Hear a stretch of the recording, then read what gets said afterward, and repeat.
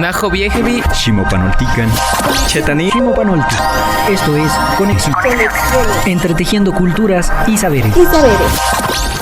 Hola, ¿qué tal? Bienvenidos a este programa de Conexiones. Me da mucho gusto acompañarles el día de hoy. Yo soy Verónica Trujillo y me acompaña... Hola, ¿qué tal? Me da mucho gusto acompañarles. De igual manera, yo soy Edwin Morón.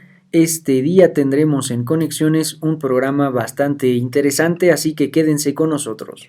Estaremos platicando acerca de los retos de la educación superior intercultural en las universidades convencionales, con nuestra invitada María Guadalupe Huerta Morales, de la Benemérita Universidad Autónoma de Puebla. Además tendremos diferentes secciones ya tradicionales de nuestra nueva temporada. Estaremos escuchando a Adriana Rodríguez con Alternativas del Buen Vivir, a Hugo Puerto dialogando sobre el buen vivir y también el semanario de la Universidad Intercultural del Estado de México. De igual forma estará con nosotros Joel Pedraza con la sección Origen, Tránsito y Destino. Quédense con nosotros. Pues ya estamos en Conexiones, qué gusto seguirnos acompañando. Como decíamos hace un momento, estaremos platicando sobre la interculturalidad como un enfoque educativo dentro de las universidades, no solo las interculturales, sino también aquellas de corte convencional. Es importante reflexionar acerca de este tema porque la labor no solamente puede recaer en las universidades estipuladas como interculturales, sino que se requiere de un trabajo colaborativo de otras instituciones, también por supuesto de políticas públicas, pero más allá de eso, de un trabajo consciente desde las personas, desde las comunidades. Y es que la interculturalidad como enfoque educativo supone una serie de consideraciones distintas que hacen peculiares a las universidades. Así que para empezar vayamos a escuchar a Adriana Rodríguez y Alternativas del Buen Vivir. Alternativas del Buen Vivir. Con Adriana Rodríguez. Alternativas es lo que buscamos cuando nos planteamos un cambio de rumbo. Es una palabra que nos invita a recorrer un camino de búsqueda hacia algo distinto. Alternativas. Hoy les invito a reflexionar sobre el significado de estos dos vocablos que juntos constituyen una vía para ir hacia un mundo distinto al que tenemos. Comencemos por la palabra alter, que puede tener muchas interpretaciones y sentidos. Alter se traduce como opuesto, diverso, contrario. También se refiere al otro, distinto o diferente. Alter en inglés se usa para hablar del cambio. Alteridad es un vocablo que trata del reconocimiento del otro, incluso llama a ponerse en su lugar, para ver o intentar ver el mundo desde el punto de vista del otro. Y así vamos hilando conceptos como la otredad, que es justamente ese reconocimiento de otra forma de ver y vivir la vida. Nativa, por su parte, nos remite al origen, al lugar natal donde se nace, a lo que es propio. Nativo también se refiere a la naturaleza de cada cosa, a lo que está conforme o se ajusta a cada lugar. Por ejemplo, los bosques nativos, la vegetación, los animales y, por supuesto, las comunidades nativas, originarias y originales del territorio en el que nacieron, crecieron y se desarrollaron personal y colectivamente. Y lo nativo no solamente es un tema de nacimiento, sino de conocimiento, de pertenencia, de transmisión de los saberes que permiten reconocer el espacio que se habita, con todo lo que allí existe, con las posibilidades que ofrece, y también se trata de la experiencia escrita en la palabra hablada que relata lo vivido, recreando la historia como un referente para caminar su propio origen. Esa historia desconocida por el colonizador que acomodó el relato a su versión oficial, negando al otro para colonizar hasta el pensamiento. Alternativas es un llamado a ver y reconocer otros modos de vida acordes con los ritmos naturales de cada lugar, con sus particularidades y posibilidades. Es una invitación a descolonizar el pensamiento para recuperar el pensar como la guía para volver a la tierra, no como una muerte, por el contrario, volver para respirar la vida y recrear el mundo que están haciendo con iniciativas locales de colectivos que caminan hacia la restauración del orden natural de la vida. El buen vivir, los buenos vivires o convivires son alternativas que se refieren al cambio, a lo distinto, desde un planteamiento que evoca al otro y plantea su reconocimiento desde la diversidad. Alternativas, separada en dos palabras, nos permite hacer una pausa para respirar, para conectar con la inspiración y el silencio que crean la unión entre lo distinto, alter, y lo original, nativo, como una invitación para retornar al orden normal de la vida, al natural. Ese diferente a los ritmos productivos que nos alejan de lo natural, nativo, y que nos permite reconocer a otras formas de vida plena. Así, podemos mirar al pasado honrándolo, recuperando lo original y con el reconocimiento de lo otro, caminar hacia el buen vivir como el viejo nuevo paradigma que nos lleva a la vida que queremos vivir, con la posibilidad de integrar lo mejor de los mundos antiguos, el ancestral y el moderno, para dar a luz a la nueva humanidad que se está gestando en el planeta Tierra. Alternativas del buen vivir. Con Adriana Rodríguez. Gracias por continuar en Conexiones y bueno, pues para entrar en materia voy a presentar a María Guadalupe Huerta Morales. Ella es antropóloga social y socióloga política, profesora e investigadora en la Facultad de Filosofía y Letras de la Benemérita Universidad Autónoma de Puebla. Es mediadora de lectura, editora y escritora, dedicada a la investigación de procesos socioeducativos en contextos socioculturales, desarrollando una antropología de las políticas públicas, así como un abordaje sociocultural de la cultura escrita, el desarrollo sociocomunitario y la ciudadanía en zonas indígenas, urbano-marginales y espacios educativos. Es miembro también del Sistema Nacional de Investigadores de CONACYT, cuenta con reconocimiento de perfil deseable PRODEP desde 2014 y es miembro del Padrón de Investigadores de la UAP. Ha impartido cursos de capacitación y extensión en organizaciones gubernamentales, universitarias y de la sociedad civil. También es miembro del Consejo Mexicano de Investigación Educativa, del Colegio de Etnólogos y Antropólogos Sociales en México y de la Asociación Iberoamericana de Antropólogos en Red. Muchas gracias por estar con nosotros, María Guadalupe Huerta Morales, y damos también la bienvenida a nuestra colega Nora Ibarra. Pues como ya escuchamos, hoy tenemos a una gran invitada, a la doctora María Guadalupe Huerta Morales. Bueno, doctora, ¿qué tan distintos son los entornos educativos en el país? ¿Y de qué manera deberíamos entender la educación intercultural en México? Agradezco mucho la invitación para participar con ustedes en este programa. Me entusiasma mucho poder hablar de la educación intercultural. Y para comenzar a responder las preguntas que han planteado, me gustaría que de principio reconozcamos que en nuestro país hay una gran biodiversidad y una gran diversidad cultural, las cuales se entrelazan y al entrelazarse finalmente podemos observar que ese contexto o esos distintos contextos también van a estar repercutiendo en los entornos culturales, en los entornos educativos, en los entornos sociales.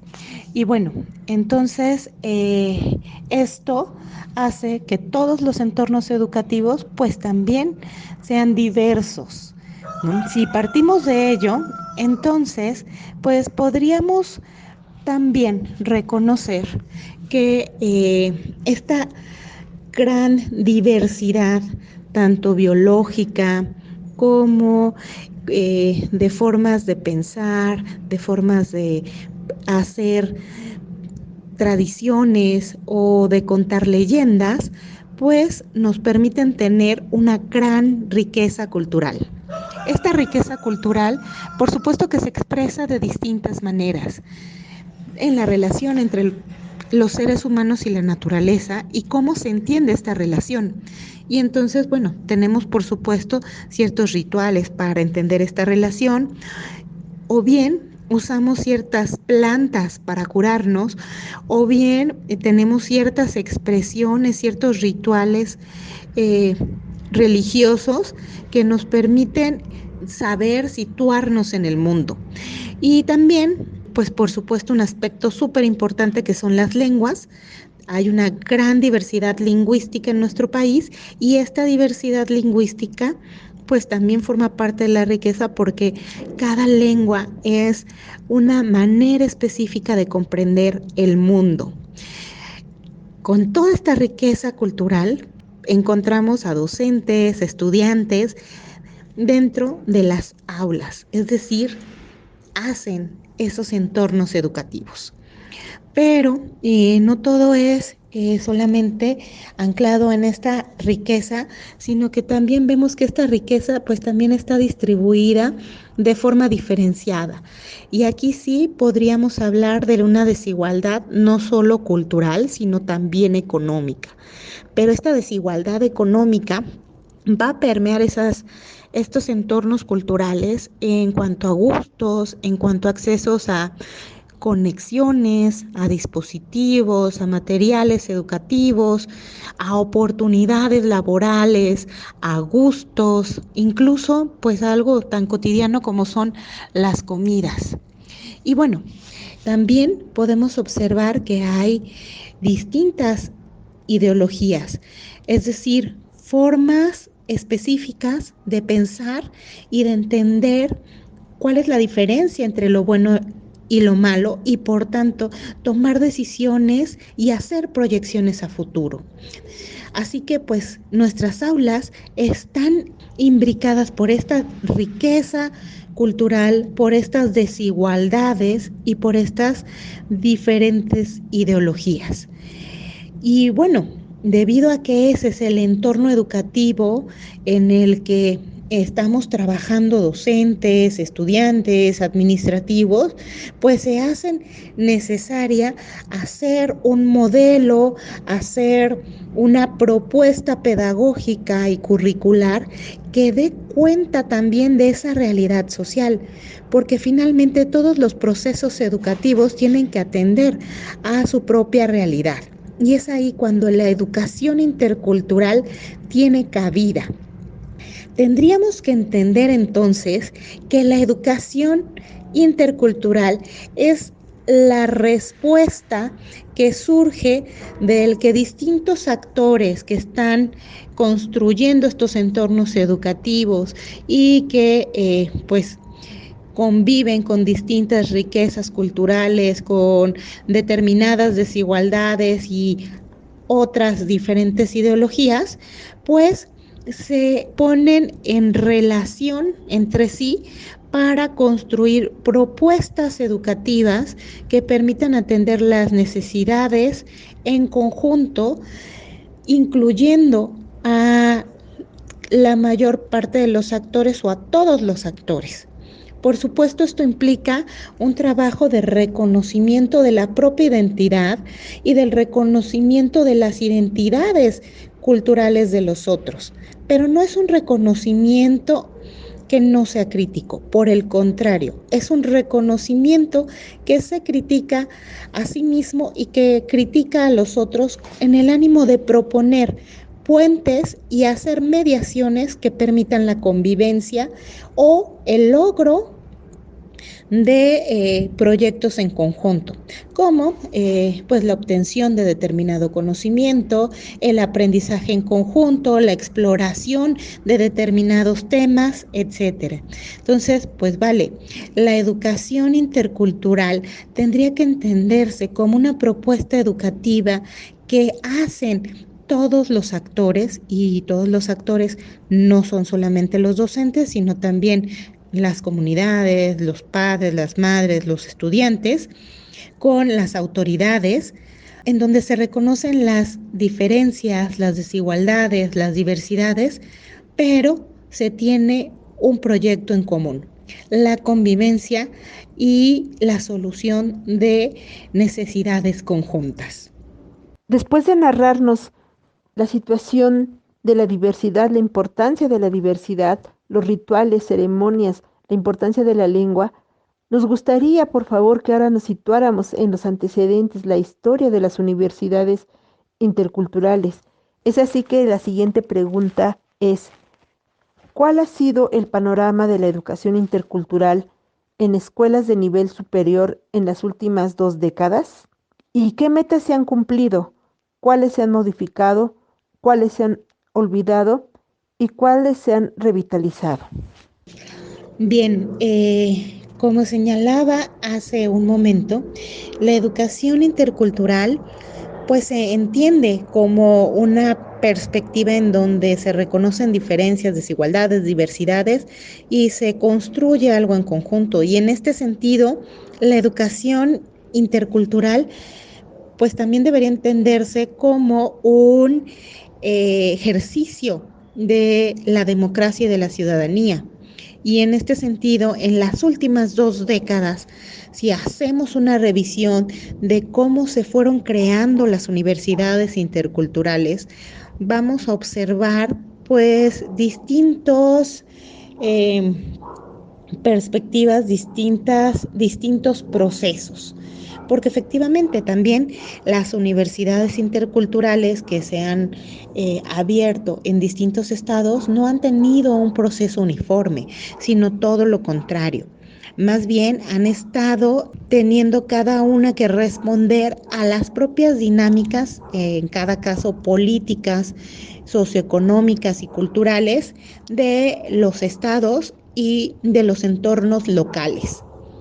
Así que, pues bueno, vamos a tratar de hacer un breve recorrido en donde pues no tenemos que perder de cuenta esto, pero tampoco tendríamos que perder de cuenta que sí han significado un logro estas universidades interculturales, porque nunca antes se había planteado crear instituciones que de manera consciente y explícita atendieran a los pueblos originarios. Y bueno, esto además ha tenido una serie de consecuencias en instituciones de educación superior que originalmente no fueron concebidas y que en muchas ocasiones tampoco se habían planteado la necesidad de atender a estudiantes de pueblos originarios. A lo largo de las últimas 2 décadas, a inicios del siglo XXI, lo que podemos observar es que México da un fuerte impulso al reconocimiento de los pueblos originarios, y esto a través de modificaciones al artículo 2 constitucional, en donde se reconoce la pluriculturalidad del país y las necesidades de los pueblos originarios. A veces, como lo dicen algunos autores, de manera ambigua, pero finalmente hay un reconocimiento. Y este reconocimiento trae como consecuencia la creación de distintas entidades, entre ellas el Instituto Nacional de Lenguas Indígenas, la modificación del Instituto Nacional Indigenista a la Comisión Nacional de Derechos de los Pueblos Indígenas, hoy Instituto Nacional de los Pueblos Indígenas, y por supuesto la creación de la Coordinación General de Educación Intercultural y Bilingüe. Y bueno, a partir de esta coordinación, lo que se hace es construir un modelo de universidad intercultural que pudiera servir como tal, como una especie de estructura que debe adecuarse a cada una de las necesidades de las propuestas que en cada estado se haga si es que se quiere retomar una educación intercultural. Por supuesto, esto no fue gratis. Este es el resultado de las demandas y las luchas de los pueblos originarios, de muchas asociaciones, y de incluso el tema de la educación intercultural y del reconocimiento lingüístico llegara a organismos internacionales, que se conjuntó con una serie de contextos específicos en nuestro país después del levantamiento armado del EZLN, y por supuesto también de el primer gobierno de alternancia partidista en el año 2000, y en cada uno de los estados que se ha puesto, pues sus dinámicas propias. Entonces, cuando todo por llamarlo de alguna manera, caldo de cultivo ha sido propicio, pues es que se ha creado una universidad intercultural. Y en la creación de estas universidades interculturales, por supuesto que hay actores que han sido muy importantes, los académicos, los intelectuales de los pueblos originarios y también, por supuesto, los líderes comunitarios. Tal es el caso de la Universidad Intercultural del Estado de México, de la Intercultural del Estado de Puebla, la Intercultural del Estado de Hidalgo, la Intercultural del Estado de Chiapas, entre otras. Y bueno, lo que se ha visto es que estas universidades realmente han significado una oportunidad para que las y los jóvenes puedan acceder a la educación superior, porque finalmente lo primero que hacen es situarse en lugares que antes pues no podían pensarse con una institución de educación superior. Y posteriormente, bueno, se les ha brindado una serie de posibilidades a través de becas, de comedores, de estancias que les ha hecho fortalecer. Y lo que me parece mucho más importante es que se ha impulsado la reivindicación de sus identidades y el reconocimiento de sus pueblos. Como decíamos desde el principio y como ha podido recuperar Nora Ibarra en esta entrevista, es fundamental la noción del tiempo pensado para el enfoque intercultural. Vamos a seguir dialogando con nuestra invitada en esta charla después del corte. Quédense con nosotros. Pónganse en contacto con Conexiones al teléfono 712-123-5963. Continuamos.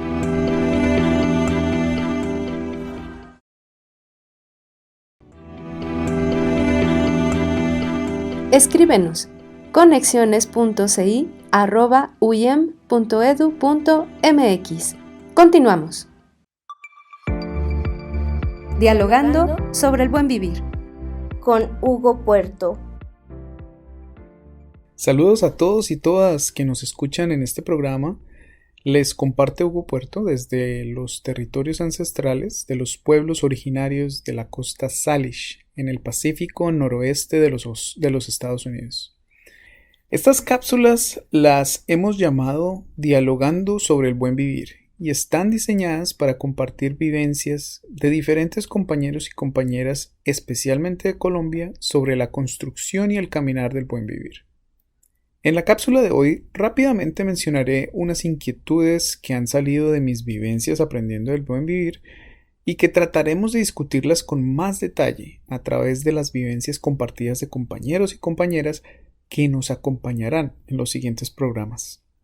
Bueno, como compartía en la cápsula anterior, el centro que mueve los buenos vivires es la relacionalidad con la vida.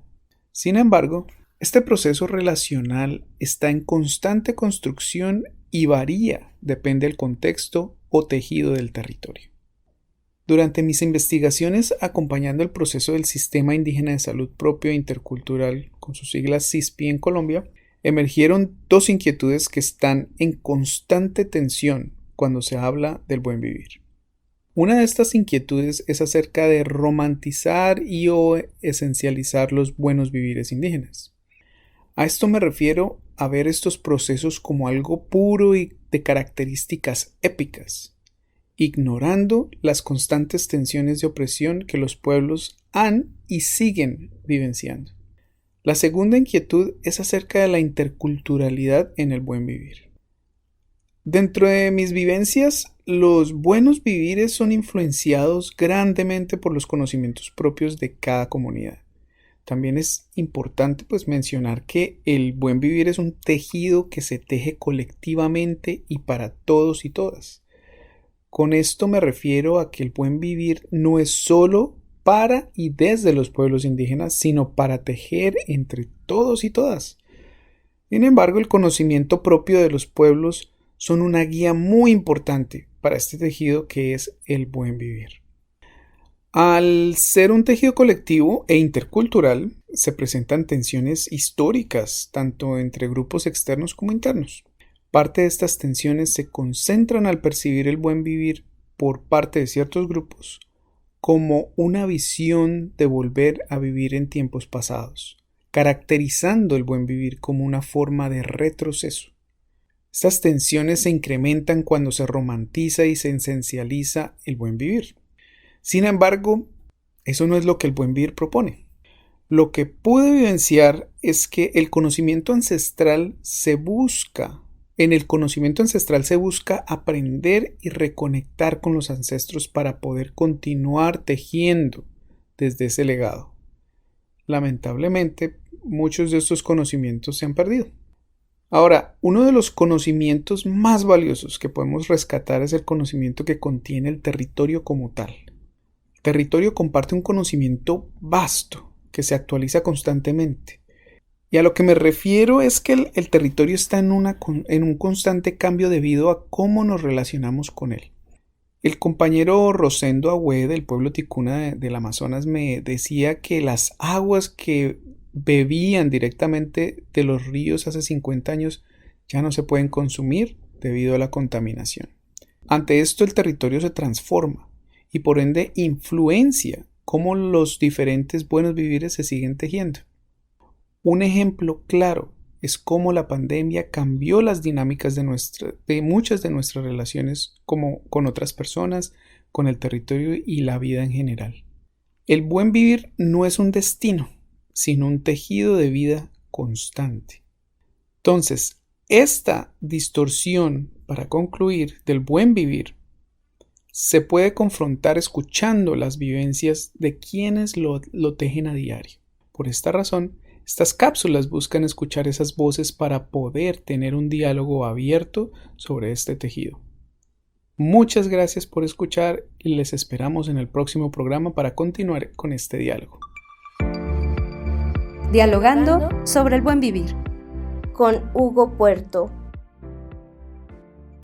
Agradecemos la participación de Hugo Puerto y esta sección de Dialogando sobre el buen vivir. Vamos a seguir dialogando con la doctora María Guadalupe Huerta Morales acerca de las políticas educativas y las instituciones también a nivel superior en torno a la interculturalidad. Muchas gracias, doctora Guadalupe, sobre todo por hacernos recordar la historia, la reivindicación, como bien señala, de las identidades. En este caso, en la Universidad Intercultural del Estado de México, el mismo alumno, el estudiantado, se reivindica y señala que es el pueblo ñactó, ¿no? El pueblo, los pueblos verdaderos, los pueblos de la palabra. Y en este sentido, ahora es cómo hacer interculturalidad. Entonces, ¿cómo podemos proponer un trabajo conjunto entre instituciones educativas, entre políticas públicas y disciplinas para una educación intercultural? Esta pregunta me parece muy importante, pues justamente nos sitúa dentro de la posibilidad de actuar y de incidir. Nosotros, como ciudadanos, como ciudadanas en este país, pues tenemos responsabilidades y también tenemos derecho. Y justamente para poder ejercer esos derechos necesitamos saber cuáles son nuestras responsabilidades y cuáles son esos espacios de actuación.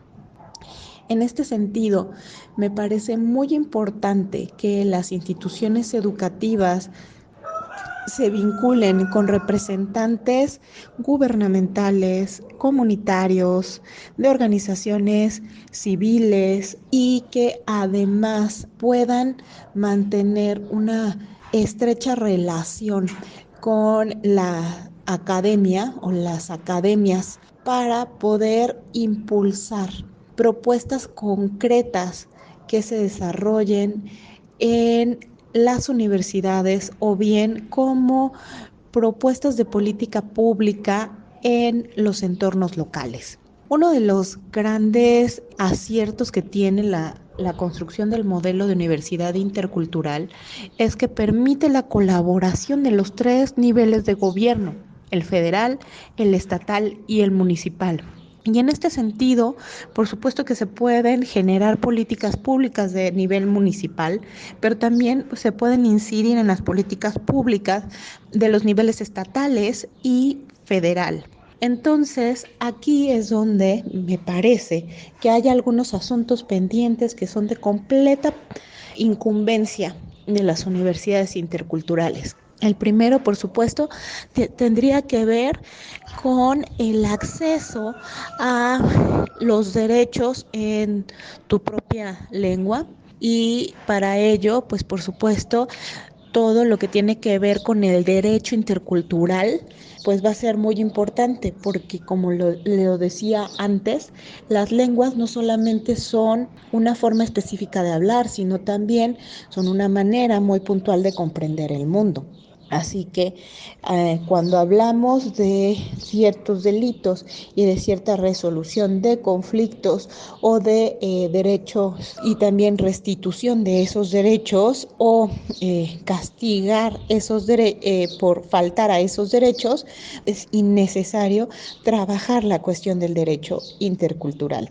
También va a ser muy importante que las universidades interculturales impulsen propuestas concretas en relación a la salud intercultural. Si hay algo que no se ha trabajado mucho a lo largo de los años, a pesar de que México fue un referente hacia mediados del siglo pasado, fue la salud intercultural. Y de hecho es hasta los últimos años, justo con estas universidades interculturales, que se vuelve a retomar el tema. Pero la cuestión de salud intercultural permite entender la salud pública desde una perspectiva muchísimo más holística, en donde no solamente está el asunto de la enfermedad versus la salud, sino de un complejo entramado de causas de esas enfermedades y también de soluciones de esas enfermedades, que no tienen nada más que ver con el organismo en sí, sino que también tienen que ver con la forma en que los seres humanos establecemos relaciones y vamos significando alrededor de esas relaciones nuestro entorno sociocultural. Y bueno, ahí es donde podrían incidirse, que son deudas históricas, pero hay otros ámbitos y en este sentido también me parece que es un asunto que debe ocupar a las universidades interculturales, aunque no solamente a ellas, y tal vez valdría la pena abordarlo, porque también está el derecho a la cultura y el ejercicio de estos derechos culturales.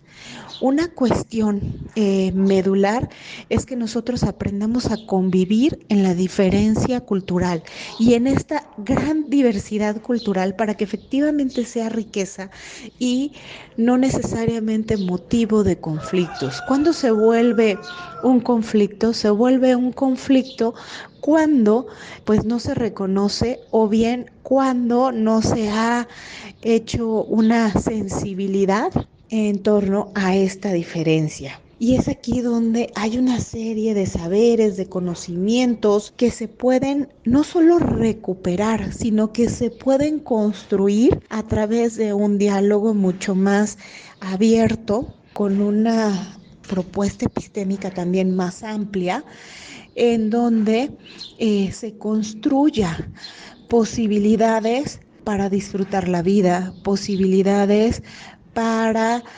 narrarnos, para reconocer la manera en que otros entienden esa relación entre la naturaleza y la humanidad, o para reconocer las formas distintas en que nos constituimos como hombres, como mujeres, como personas. Y en este sentido hace falta impulsar políticas públicas interculturales. La labor conjunta de la actividad política, las iniciativas públicas para la educación son fundamentales en la consolidación de una perspectiva intercultural en la educación, como hemos escuchado a lo largo de toda esta charla. Vamos a escuchar el semanario de la Universidad Intercultural del Estado de México y continuamos con esta entrevista. Quédense con nosotros. Semanario de la Universidad Intercultural del Estado de México.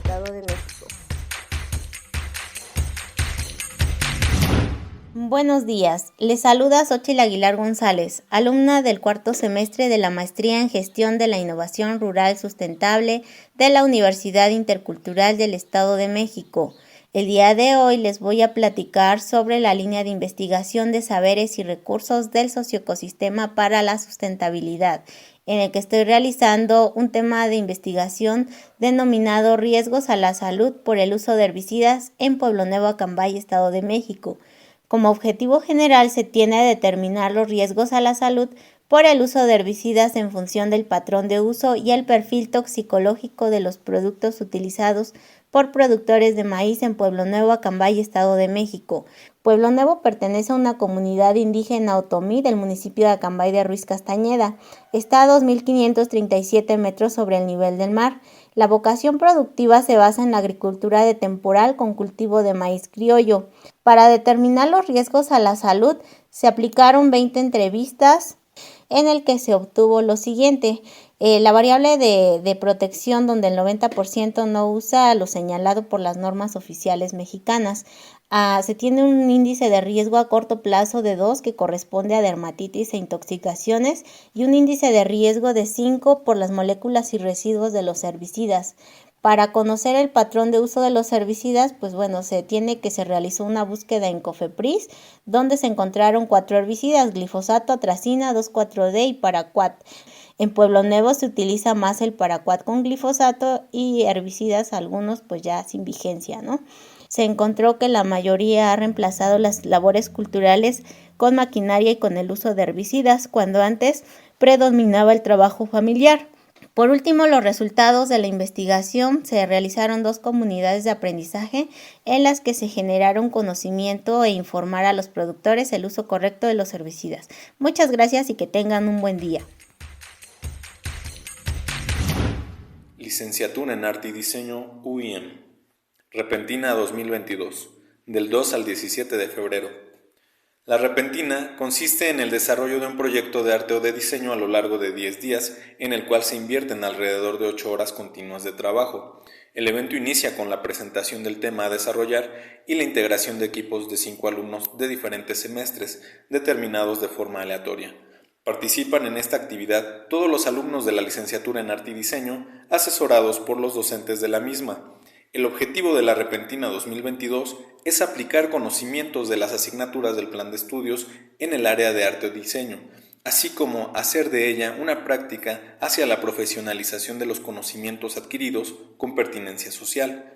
Los objetivos de esta Repentina han sido disminuir los efectos negativos de la pandemia en la formación académica, recuperar conocimientos que no fueron adquiridos en la práctica y aplicando estrategias de convivencia escolar y trabajo colaborativo. El tema de esta edición es el ecodiseño de mobiliario con enfoque intercultural.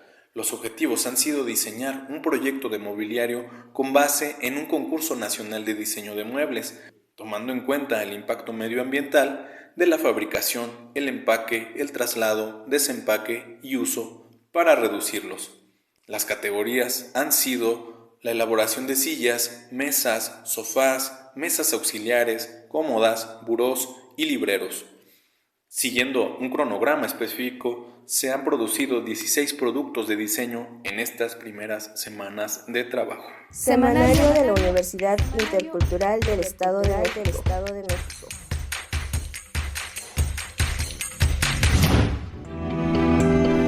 Pónganse en contacto con Conexiones al teléfono 712-123-5963. Continuamos.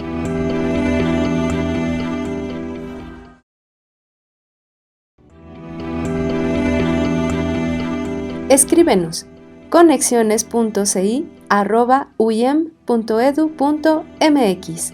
Continuamos. Semanario de la Universidad Intercultural del Estado de México. En el Laboratorio de Cultivo de Tejidos y Microscopía de la Licenciatura en Desarrollo Sustentable se desarrollan trabajos de investigación en colaboración con otras universidades e instituciones.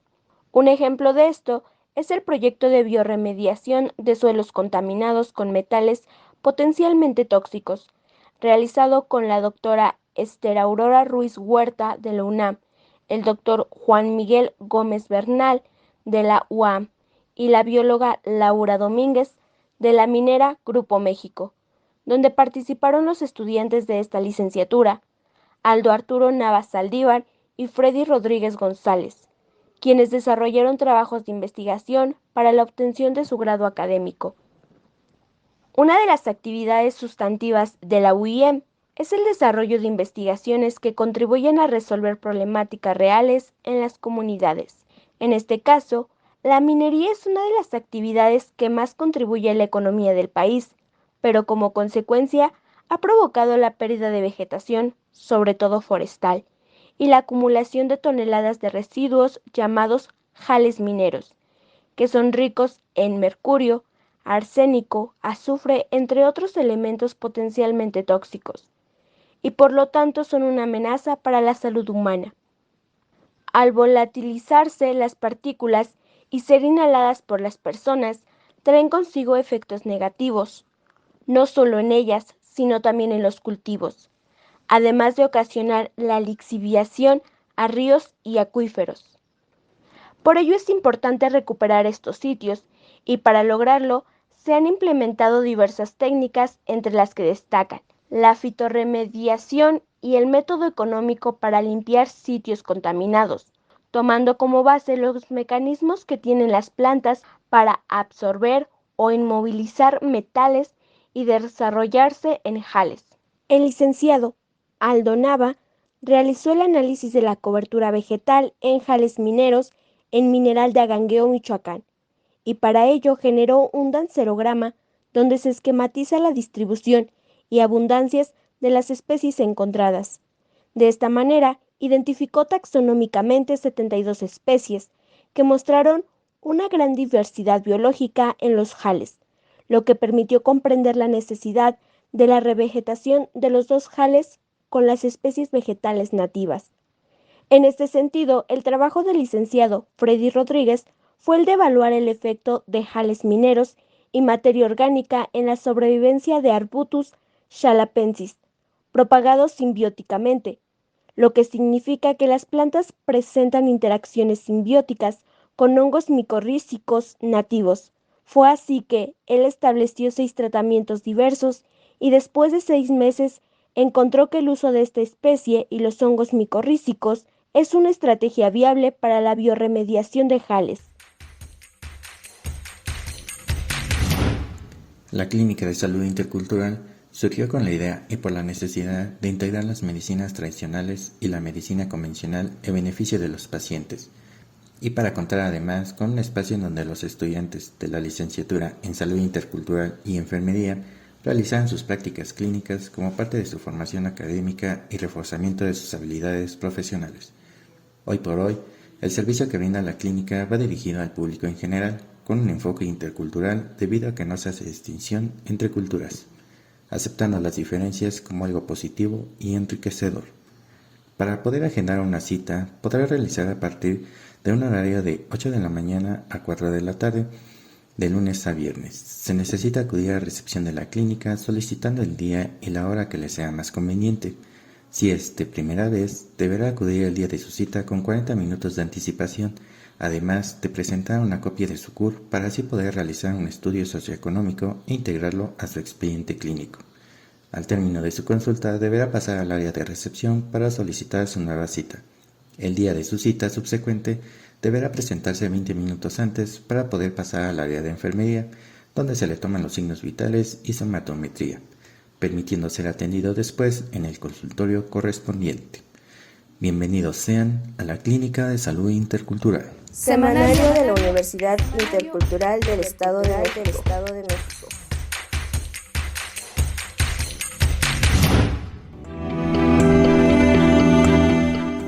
Ya estamos de regreso en Conexiones y seguimos platicando acerca de los retos de la educación superior intercultural en las universidades convencionales con la doctora María Guadalupe Huerta Morales. Doctora, nos habla de la importancia de los derechos como la salud, la lengua, el respeto a la cultura propia de cada región, incluso la posibilidad de sensibilizarnos a comprender otras realidades, pero que queda aún pendiente la propuesta de unas políticas interculturales y que este modelo fuese incluso también incluido en las universidades convencionales. De aquí que viene la siguiente pregunta. ¿Por qué es importante impulsar el enfoque intercultural en las llamadas universidades convencionales? Esta pregunta me parece también muy interesante y además conecta con la anterior, con la de pues crear políticas públicas. Y bueno, aquí me parece muy importante señalar que las universidades interculturales tienen la gran oportunidad de mostrarnos los beneficios y sobre todo la pertinencia de tener un enfoque intercultural en muchos ámbitos de la vida, y en ese sentido me parece también que son pioneras. Y al impulsar estas políticas públicas con este enfoque, sobre todo pues impulsando proyectos en conjunto con gobierno, con instituciones de la sociedad civil, con las comunidades, lo que hacen es mostrar a las instituciones de educación superior convencionales la gran oportunidad que tienen y también la necesidad de reconocer otros conocimientos, sistematizarlos y crear nuevo conocimiento.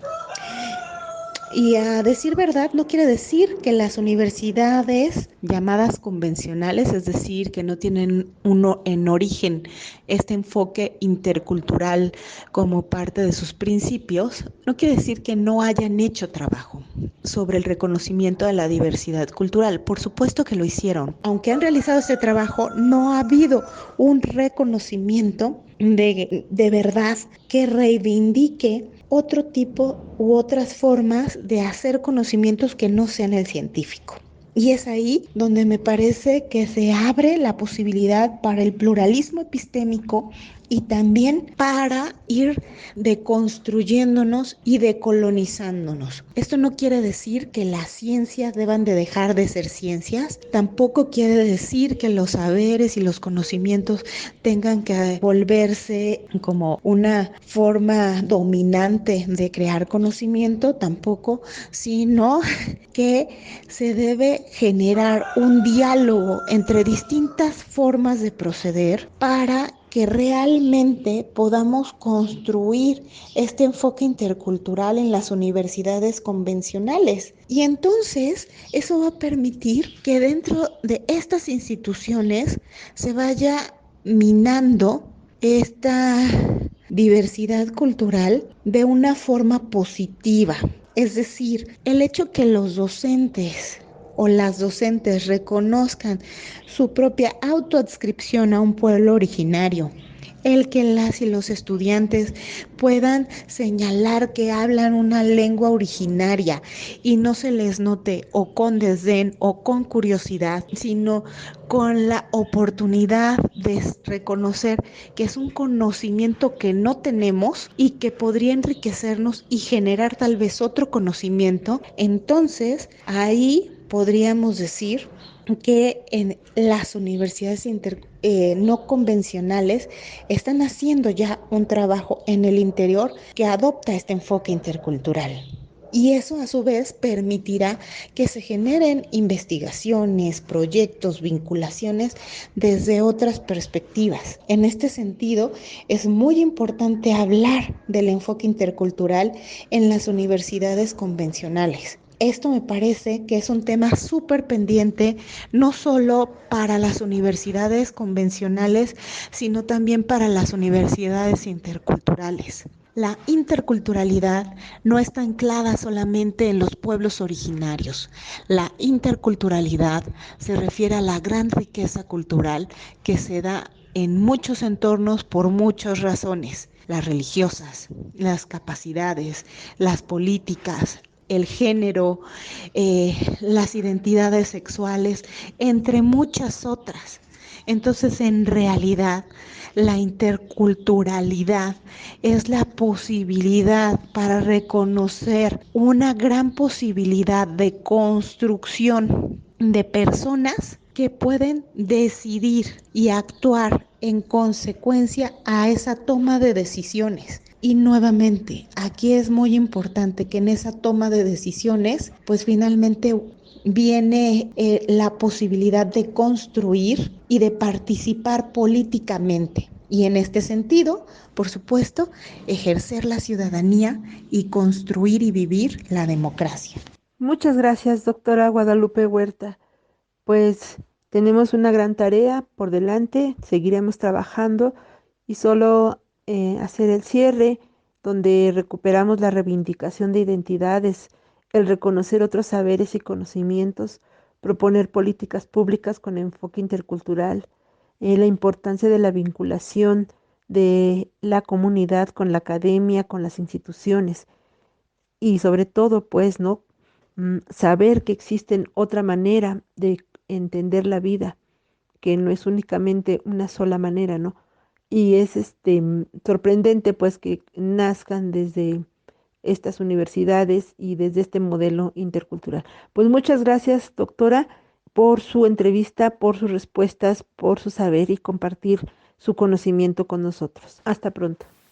Bien, pues como hemos escuchado a lo largo de esta plática, es importante considerar el trabajo de las diferentes instituciones educativas, organismos públicos, comunidades, por supuesto, personas involucradas en estos temas, interesadas en estos temas, pero también es importante valorar la construcción de otras formas de pensamiento, otras epistemologías también, y que no necesariamente tengan que pasar por un tamiz de sistematización o de cientificidad, sino que sean válidas simple y sencillamente por el hecho de existir. Además, uno de los retos importantes también que enfrenta la educación intercultural es cómo podría permear hacia los niveles básicos de la educación, que sin lugar a dudas son un elemento fundamental para ir pensándonos de una manera mucho más incluyente, mucho más inclusiva, como acabas de señalar, Vero. Vamos a escuchar a Joel Pedraza en Origen, Tránsito y Destino. Origen, Tránsito y Destino. Por Joel Pedraza. Hola Edwin, hola Vero y hola a todo el público y la gente que escucha el programa de Conexiones. Muchas gracias por la presentación y por la invitación. En este caso, en esta ocasión, les voy a platicar un poco el comportamiento migratorio de uno de los estados, de una de las entidades más grandes en superficie, pero a su vez también tiene una población relativamente pequeña si la comparamos con otras regiones. Es el caso de Baja California Sur, que no llega al 1.000.000 de habitantes en toda su gran extensión. Está cercano a los 800,000 habitantes, todavía es un estado, una entidad joven relativamente, en comparación a otras entidades. Dejó de ser territorio para pasar a ser estado, pero bueno, en términos migratorios, Baja California Sur, si bien sigue patrones migratorios a la par del comportamiento nacional, también tiene otro fenómeno que es el de la población de extranjeros. Tiene una alta población migrante de recepción. Baja California Sur, si bien pudiera considerarse un estado de expulsión, es más bien un estado receptor de migrantes, en este caso principalmente de descanso y de retiro, ¿no? Que es también una categoría interesante a analizar en los casos de mucha población norteamericana que baja a Baja California Sur a descansar y estarse manteniendo de pensiones y manteniéndose de subsidios del gobierno norteamericano para hacer un poco de derrama económica en el estado mexicano, ¿no? Entonces, si bien su población, como les mencionaba, no llega a los 800,000 habitantes, su población migrante es alta, es del 11.7%, que estaremos hablando como de unos 80,000 habitantes aproximadamente, ¿no? Pero que si bien en los últimos 20 años se ha casi duplicado, pasando de ser, de que su población fuera migrante en un 40% a un casi 72% en el 2020, ¿no? Entonces casi ha duplicado su población migrante. Sí persiste esta idea del viaje a Estados Unidos y de la recepción de Estados Unidos, que en este caso específico de esta entidad es el fenómeno interesante.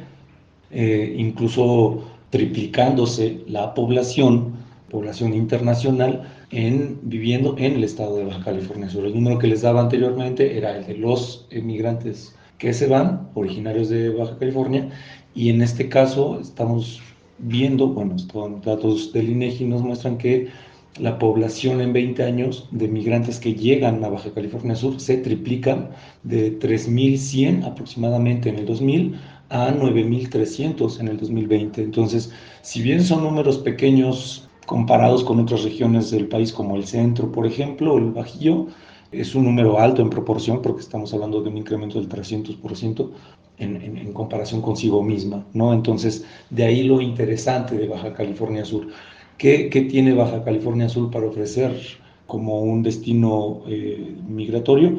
El turismo, la economía, efectivamente la población, la poca población, ¿no? De ahí que se pueda pensar en una vida tranquila y no ajetreada, ¿no? El ritmo de vida es más lento, podría decirse, pero sin embargo puede pensarse también en una sociedad o en un estado en crecimiento, ¿no? Prueba de eso son efectivamente los números que gradualmente han ido a la alta, pocos altibajos, solamente en el 2010 no hubo un crecimiento tan esperado en población, pero sí en población migrante, ¿no? Se alcanza a percibir un crecimiento exponencial por 3 entre el 90, 2000, 2010 y 2020, es decir, en el 90 hubo 1.800, en el 2000 había 3.100, en el 2010 había 6.400 y en el 2020 había 9.300 números redondos de población migrante en Baja California. Entonces sí se percibe que pudiera pensarse un crecimiento de la población en Baja California Sur, pero principalmente de otros países, no solamente de otros estados, sino sí de otros países, que eso haría de Baja California Sur un lugar, un enclave extranjero en territorio mexicano. Ese es el comportamiento y ese es el caso sui generis de Baja California Sur. Edwin Vero, en otras ocasiones hablaré de otros estados donde pudiera seguir con esta lógica de México como expulsor de migrantes, más que de receptor. Muchas gracias, Edwin Vero y público de Conexiones.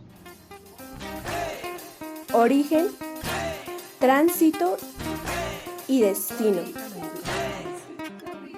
Por Joel Pedraza.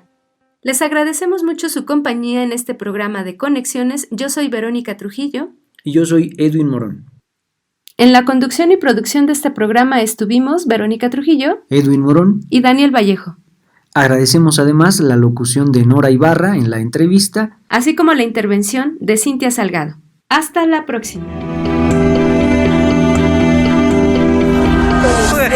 Najo Viejevi, Shimopanoltican, Chetani, Shimopanolti. Esto es Conexión. Entretejiendo culturas y saberes.